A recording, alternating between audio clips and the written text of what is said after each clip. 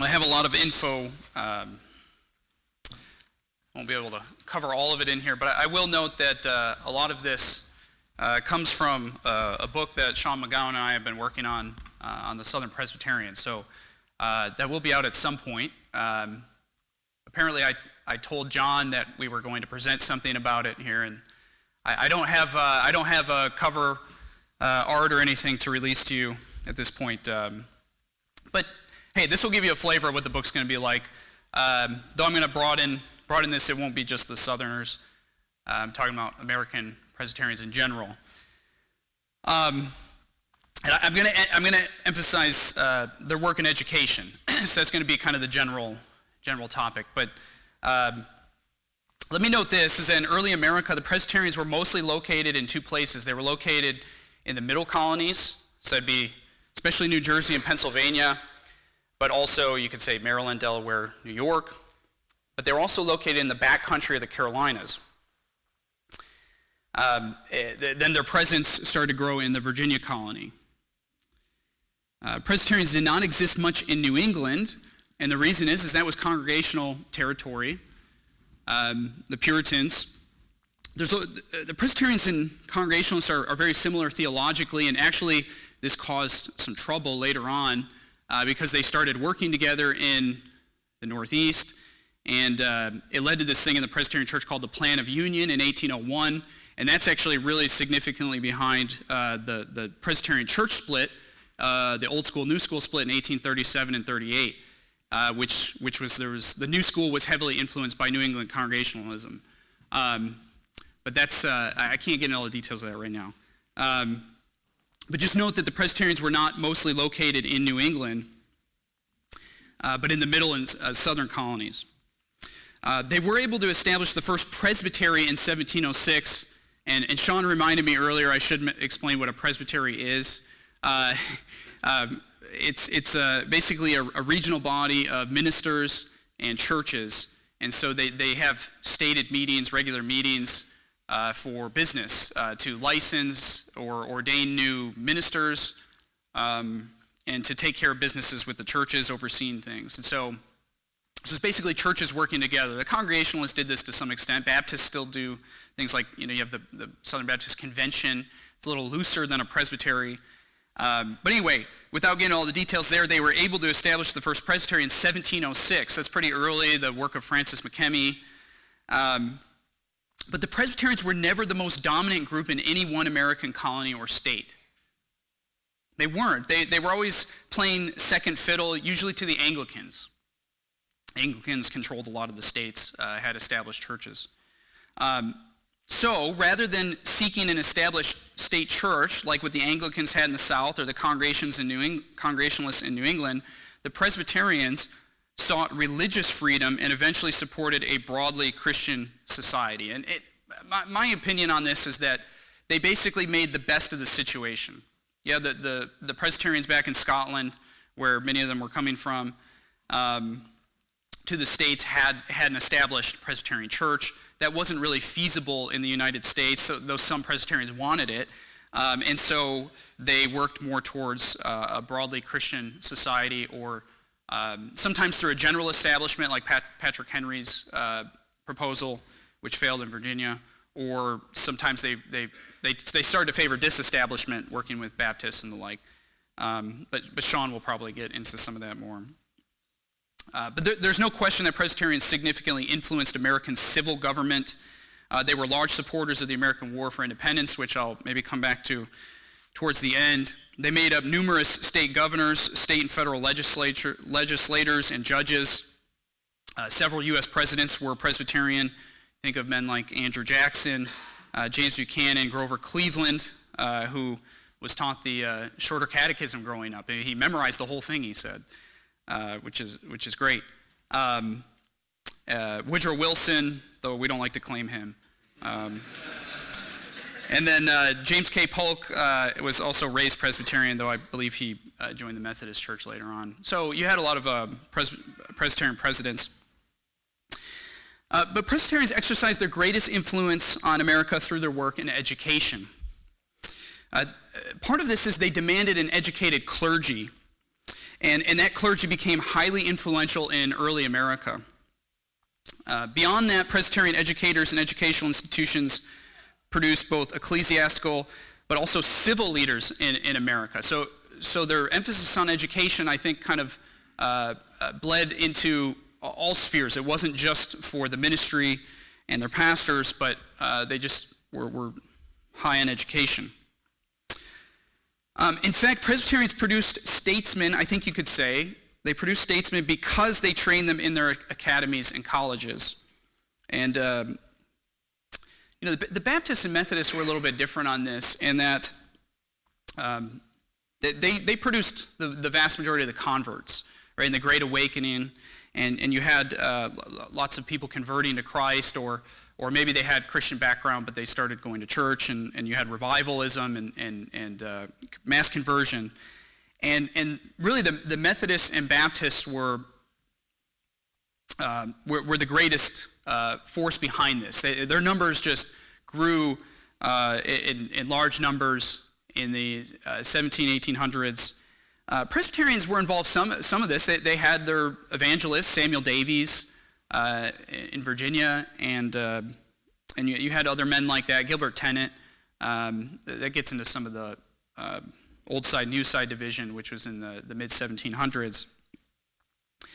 So the Presbyterians were involved in evangelism, but they always demanded an educated clergy, and so they weren't able to do what the Baptists and Methodists were in the same numbers, partly because the Baptists and Methodists were often relying on lay preachers, or they would so they would have a less educated clergy. They just didn't have the same emphasis.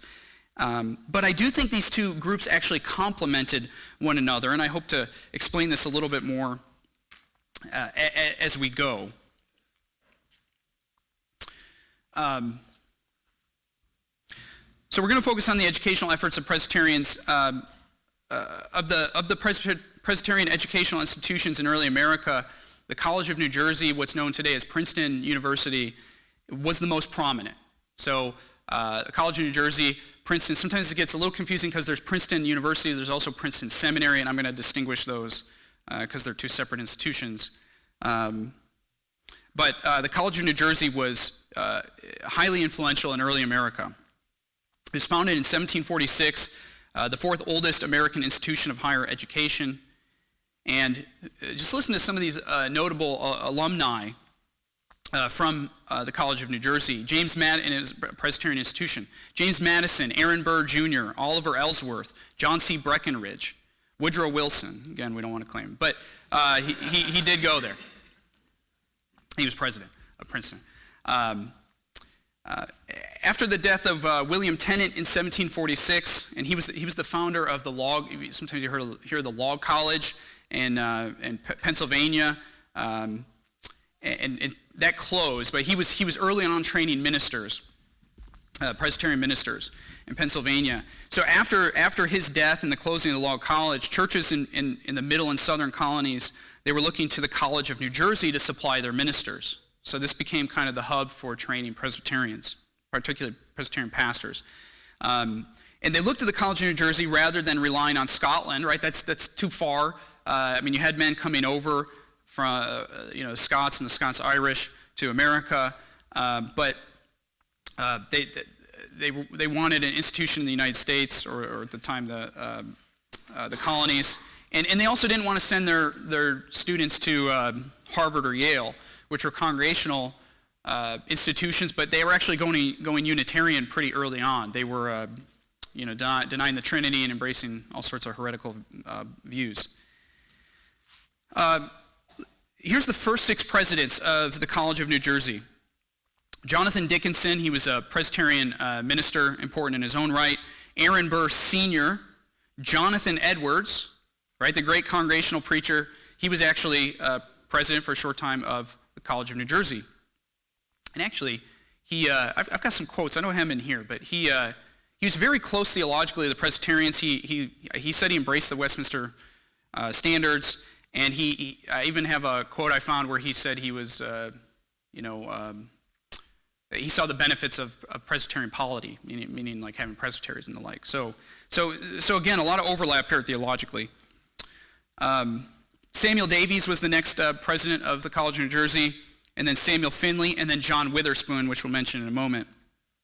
Aaron Burr Sr. was married to Jonathan Edwards' daughter Esther, and then their son Aaron Burr Jr., as you probably know, was later vice president, and he also was a graduate of the College of New Jersey. So a lot of important men. And then famously, 3 of those men died shortly into their presidencies.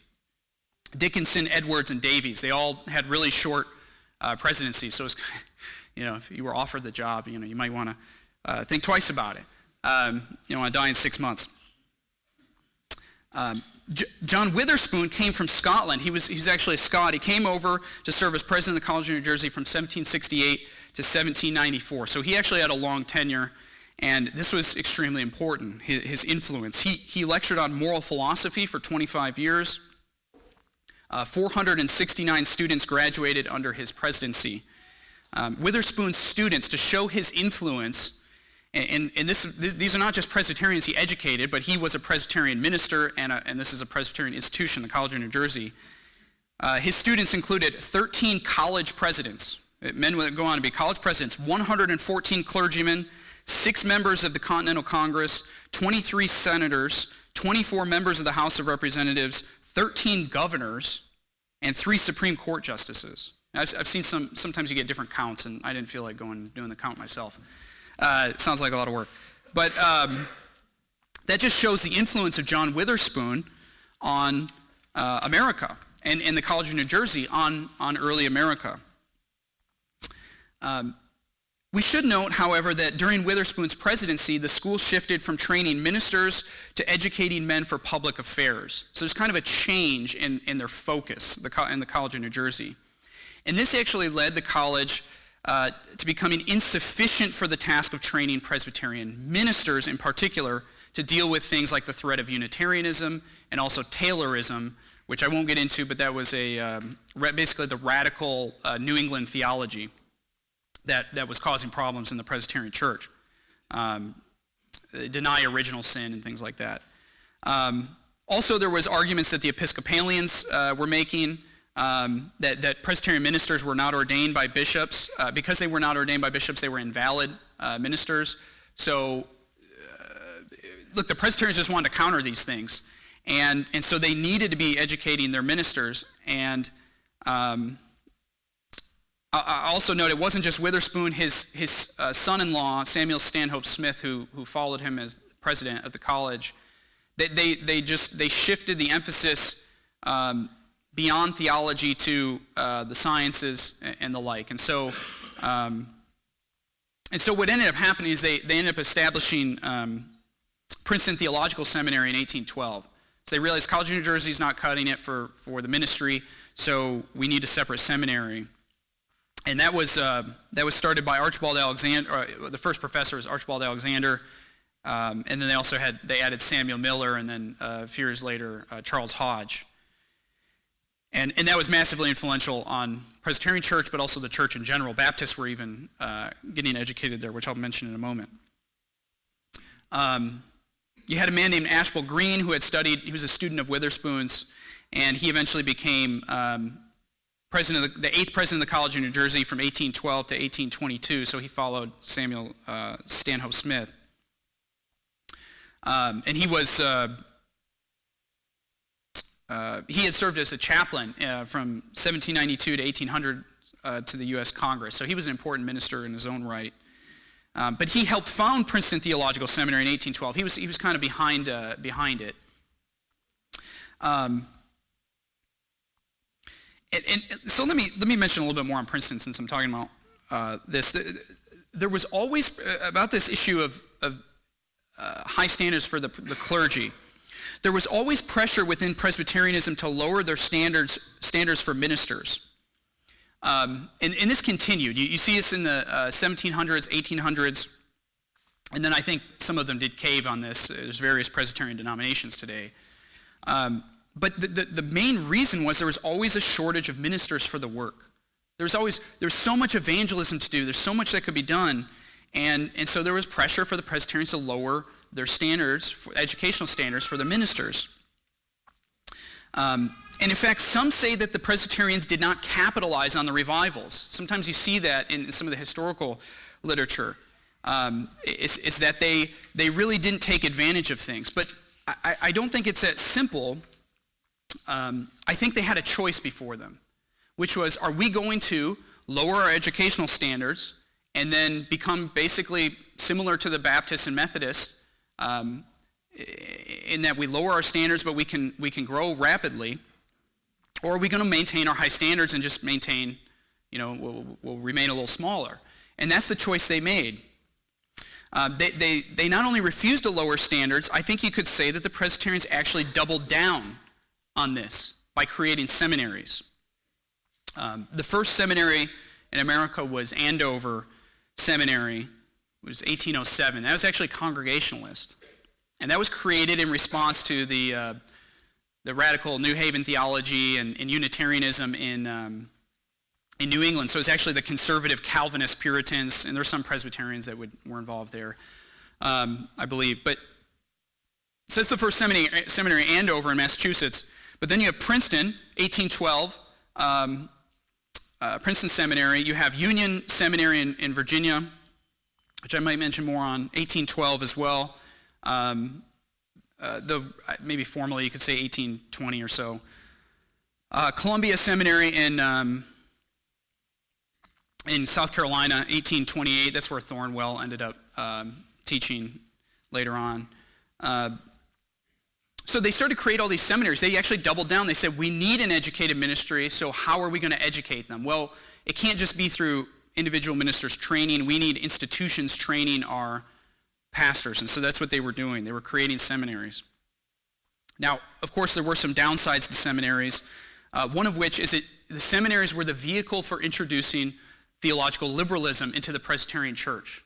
And so I think the Presbyterians suffered this more in the 20th century than did some of the other denominations. Everyone felt it in America, but the Presbyterians had these machines, these seminaries training their ministers, and they were very efficient in doing a good job. But what happened when German theological liberalism and higher criticism was introduced into the seminaries?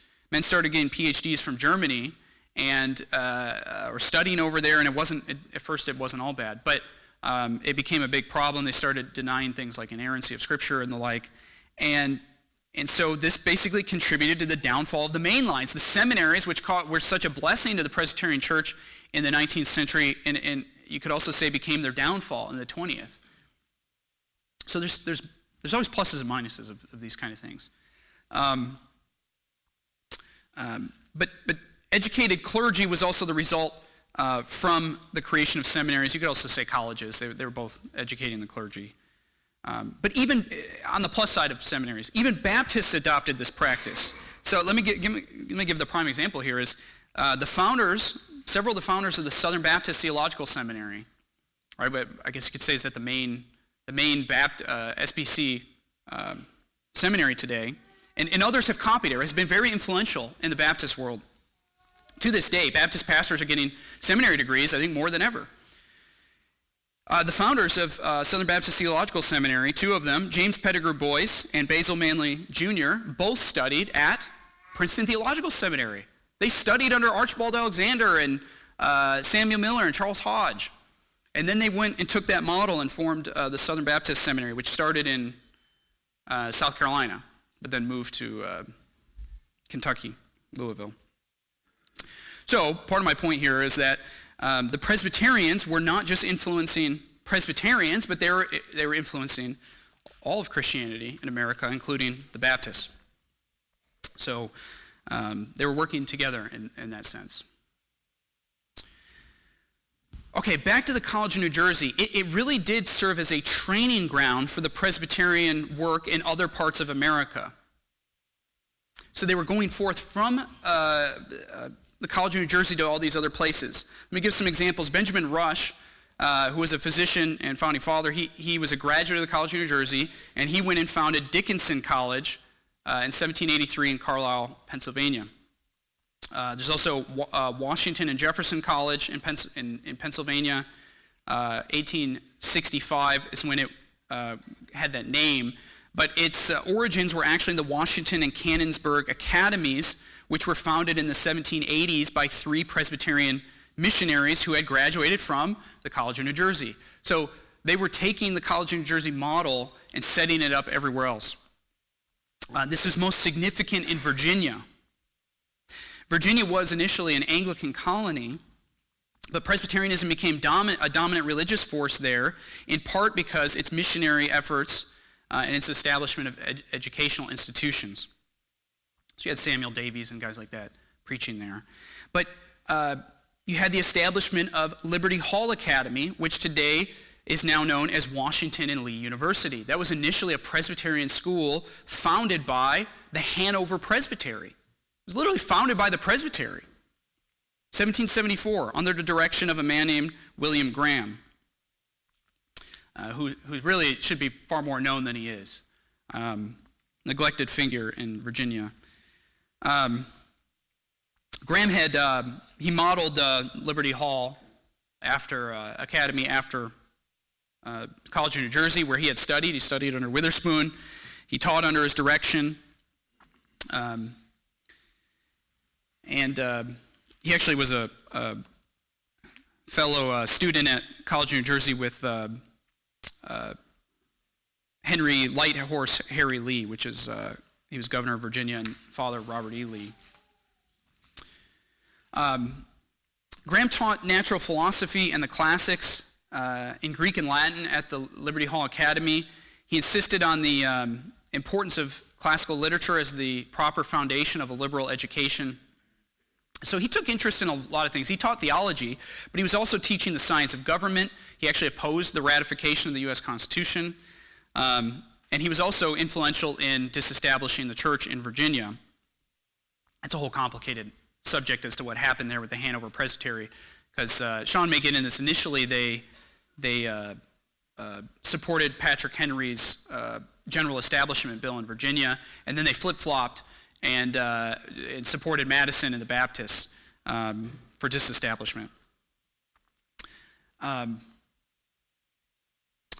Graham did give most of his attention to theology and the philosophy of mind. Archibald Alexander, the first Princeton professor, he had studied under Graham at Liberty Hall in the 1780s, and here's what he said of Graham. He said, the course of study in the academy, this Liberty Hall Academy, was precisely the same as that pursued at Princeton while Mr. Graham was a student in that college. Even the manuscript lectures of Dr. Witherspoon were copied and studied by the students. So that's his testimony. Alexander saying that Graham is just passing down the Witherspoon tradition from the College of New Jersey. And in fact, he said it was a fault, Alexander said it was a fault of Graham's that he made little use of his pen. Yet, here's Graham's words. He said that, Alexander said Graham was a clear and cogent reasoner who had no superior among his contemporaries. So these are the kind of men that the College of New Jersey is educating and sending out into places like Virginia. If you're wondering how it got the name Washington and Lee University, well, 1796, George Washington had given stock he had received stock by the legislature, and he gave it to Liberty Hall. And so, of course, they later named the college after him, and then Robert E. Lee was president after the Civil War. And so Washington and Lee. It really is hard to overstate William Graham's influence as rector and teacher at Liberty Hall Academy, as he trained men who went on to become lawyers, legislators, judges, university presidents, pastors, and theologians. He was like Witherspoon in Virginia.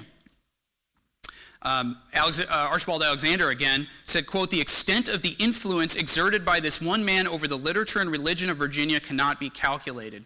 Let me explain why this is the case. Graham's students included, these are men that studied at Liberty Hall, the founder of East Tennessee University, which was Samuel Carrick, the president of Washington College in Tennessee, which was Samuel Doak. He had also studied at the College of New Jersey, I believe. The president of Cumberland University at Nashville, James Priestley. The founding professor of Princeton Seminary, Archibald Alexander, which we mentioned. Then two men who helped form Union Theological Seminary, a major Presbyterian seminary in Virginia. Dabney later taught there. Moses Hogue and then John Holt Rice. Both of them studied under Graham at Liberty Hall. So did George Baxter. He later became president of Liberty Hall. It's called Washington Academy at the time. And then later he was president of Hampton-Sydney College and Union Seminary in Virginia. Graham also trained well-known Presbyterian ministers such as William McFeeters. There's several of those. This is the one that died in 1842. Conrad Speece, and then John Chavis, who was actually a black Presbyterian minister in Virginia and North Carolina. He actually studied under Graham at Liberty Hall. So that's Liberty Hall, or what's now Washington and Lee University. But you also had Hampton-Sydney College.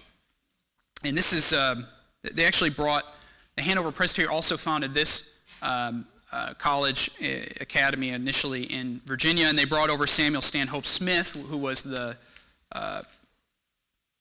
son-in-law of Witherspoon. And this was founded in 1775, and it was supposed to be like Liberty Hall.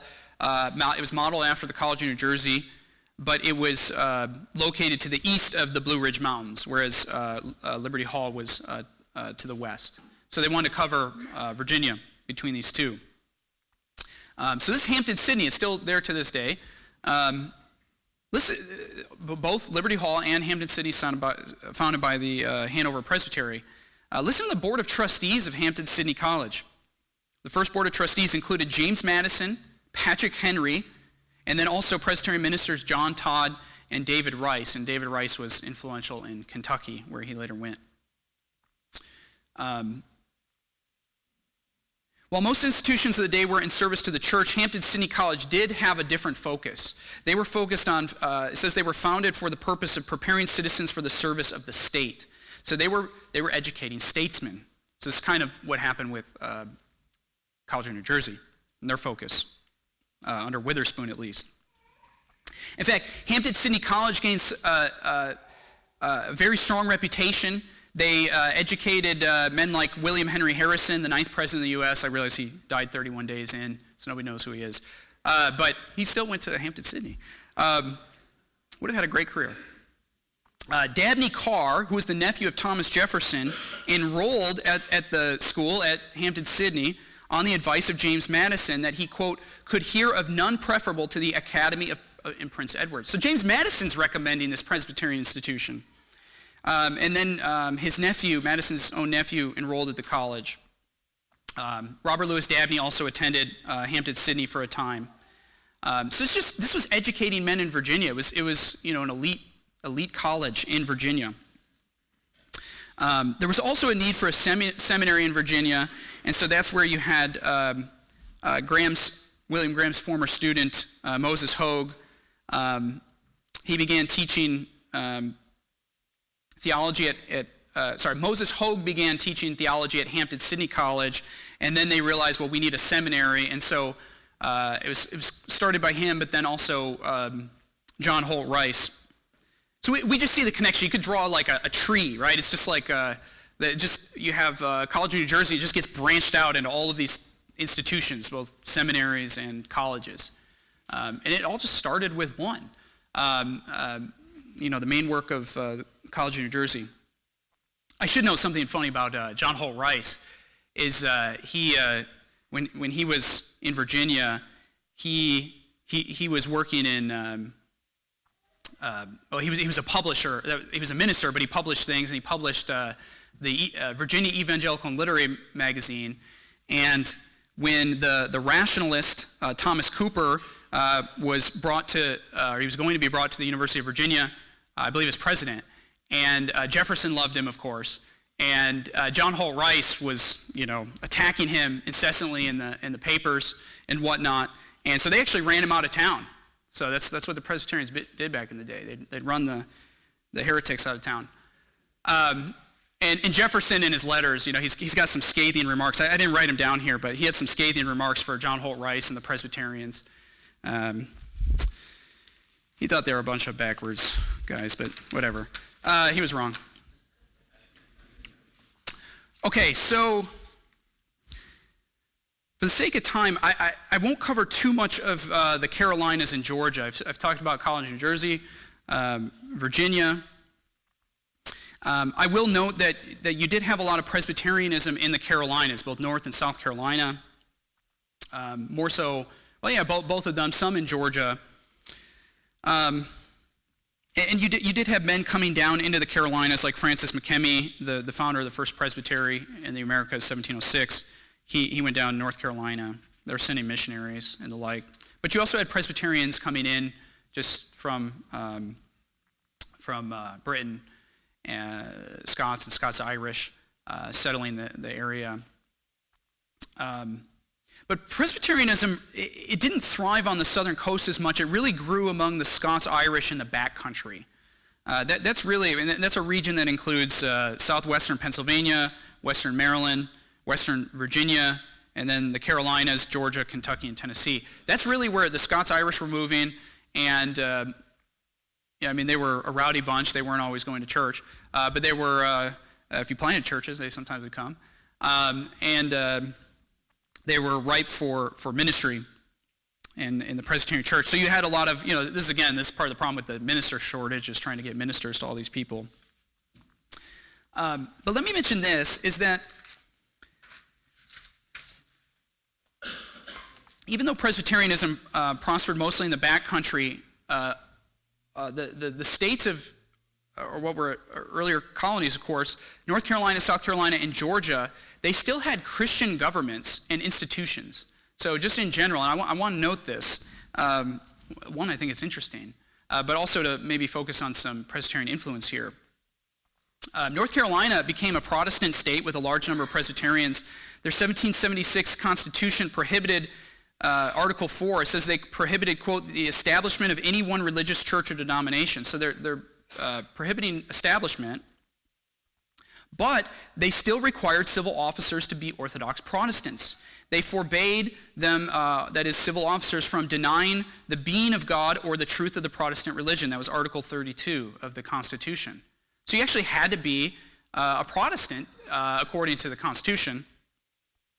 And who was one of the men, or maybe the main guy who influenced Article 32, requiring you'd be a Protestant to serve in civil office, was a man named David Caldwell. He died in 1824. He was I believe that's the right date. He was a Presbyterian minister and founder of the Academy in Greensboro, so he was a minister and educator. But he also helped to write the 1776 North Carolina Constitution, including, or specifically, we could say, Article 32, requiring that you be a Protestant. Now, there's no evidence that the religious test was enforced, and they later substituted the word Christian for Protestant. But even, this is interesting, North Carolina Constitution, it was amended in 1868 and 1876 to allow any believer in God to hold office, but that still excluded atheists. And that's as late as 1876. Okay, so David Caldwell was also involved in the the Ratification Convention in 1788, which North Carolina initially rejected ratification of the Constitution. And, there's this whole religious test clause in the Constitution, the U.S. Constitution. And when they were debating this, 1788 North Carolina Convention, Henry Abbott expressed concern that, quote, if there be no religious test required, pagans, deists, and Mohammedans, that's Muslims, might obtain offices among us, and that the senators and representatives might all be pagans. So there was concern about not having a religious test for civil office. Now here's something really, really fascinating. James Iredell, who went on to be a U.S. Supreme Court Justice, he was there. He supported ratification. He argued that the religious test clause was only a restriction on Congress. Here's what he said. He said, quote, if any future Congress should pass an act concerning the religion of the country, so if the federal government's going to pass any act related to the religion of the country, he said it would be an act which they are not authorized to pass by the Constitution, in which the people would not obey. Everyone would ask, who authorized the government to pass such an act? It is not warranted by the Constitution and is barefaced usurpation. So he's saying states can still have religious governments. He said there would be usurpation for the federal government to get involved. David Caldwell was involved, the Presbyterian minister. He expressed concern that the religious test clause would be, quote, an invitation for Jews and pagans of every kind to come among us, which he said in the future, quote, might endanger the character of the United States. So he's actually saying we need to keep this Christian. Okay, so that's North Carolina. South Carolina actually had a general establishment from 1778 to 1790. So they didn't have any one denomination. It's basically similar to Patrick Henry's plan, what he proposed in Virginia. South Carolina actually had for 12 years.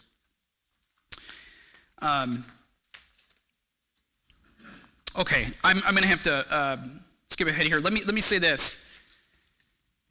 Because I want to talk a little bit more about education in the Carolinas and Georgia.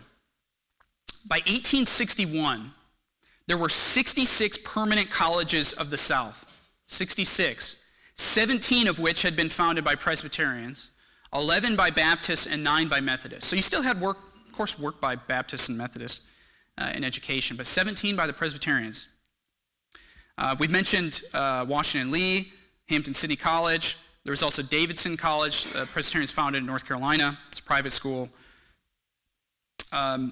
Presbyterians also established state institutions. So this is an interesting thing, is Presbyterians didn't just have the private colleges, they were also establishing public universities. Transylvania University was originally Transylvania Seminary, 1780 in Kentucky. The University of Georgia, which I'll mention, 1785, was founded by Presbyterians. University of North Carolina, mostly founded by Presbyterians. University of Tennessee, originally Blount College, 1794. Transylvania University in Kentucky was founded by Presbyterian ministers David Rice and John Todd, which I mentioned earlier. I won't get into all the history of the University of North Carolina for the sake of time. But I will note this, that early figures in the days of University of North Carolina, there was Reverend Samuel McCorkle, who had studied under David Caldwell at his Log College in North Carolina, and then he studied under John Witherspoon at the College of New Jersey, and he was a major influence on the University of North Carolina. One of the other major influences was a man named William Davey. He was more of a rationalist, but another minister, Presbyterian minister Joseph Caldwell, also a graduate of the College of New Jersey, helped the university to basically be Presbyterian, and they drove Davey out of influence. And let me make this point. Prior to 1861, every president and even acting president of the University of North Carolina was a Presbyterian. Every single one by 1861. So significant Presbyterian influence on the University of North Carolina. Now, in South Carolina, Presbyterians didn't have their own college, and so what did they do? Well, they started supporting the College of South Carolina, or what today is the University of South Carolina, established in Columbia in 1801. And I mentioned Thomas Cooper earlier. He got driven out of Virginia. Well, where did he go? He went to South Carolina. And he was president of the college for a time. But Presbyterians ran him out of there too after a while. It's just what they do. They did. And so once he was president for like 10 or more years. But then they get Episcopalian minister Stephen Elliott, becomes chaplain. He's appointed professor of a new chair, the evidences of Christianity and sacred literature. I think that was 1834. And then James Henley Thornwell comes in. And he taught there for a little while, and then he was later president of the college. And so he was one of the most influential men on the College of South Carolina. And so the Presbyterians were dominating that institution as well. And the same happened at the University of Georgia, 1801, initially called Franklin College. And that was the Presbyterian minister Moses Waddell. He was educated by a man named Reverend James Hall, who studied at the College of New Jersey during the presidency of John Witherspoon. So these men just continue to influence one another, and they would start these educational institutions. So yeah, who would have known the University of Georgia was even influenced significantly by Waddell? I can't say too much about Waddell. He did train John C. Calhoun at his academy early on. And then most of the professors at the University of Georgia were Presbyterian.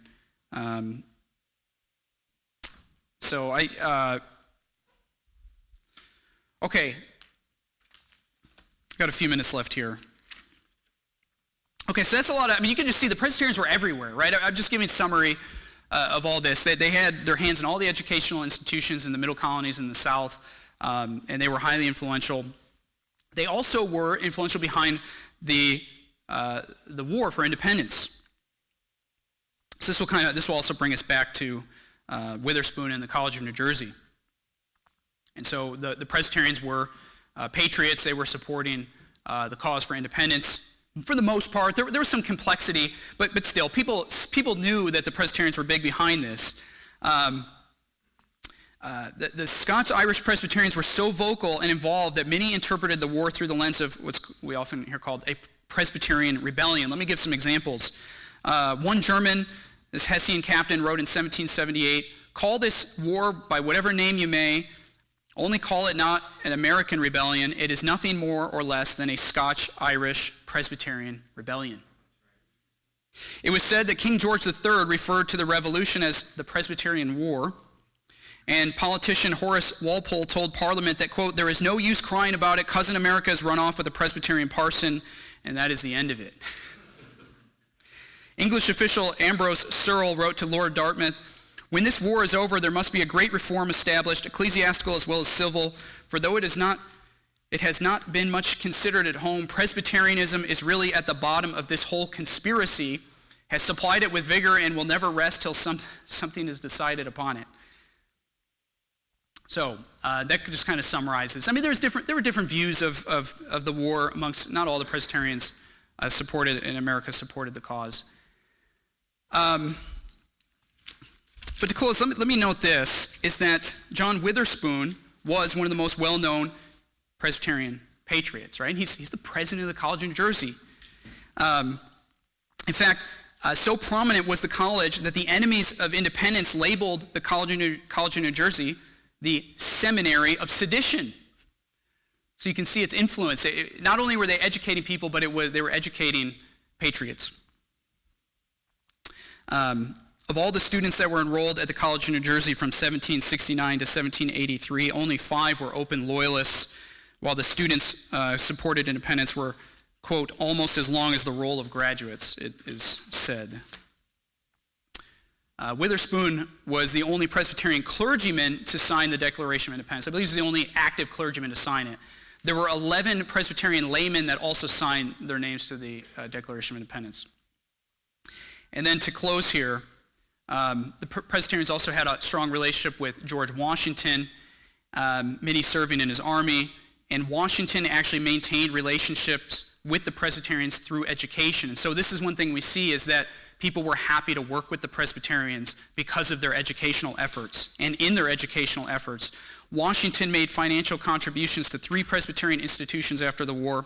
First was Liberty Hall. We mentioned that. That's why it became Washington and Lee University. He supported a school in Alexandria headed by a Presbyterian clergyman. And he also made a contribution to the College of New Jersey when Witherspoon was president. And so what you had an Episcopalian, George Washington, financially supporting Presbyterian educational institutions.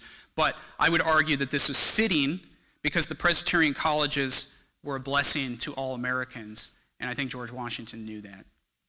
All right, thank you.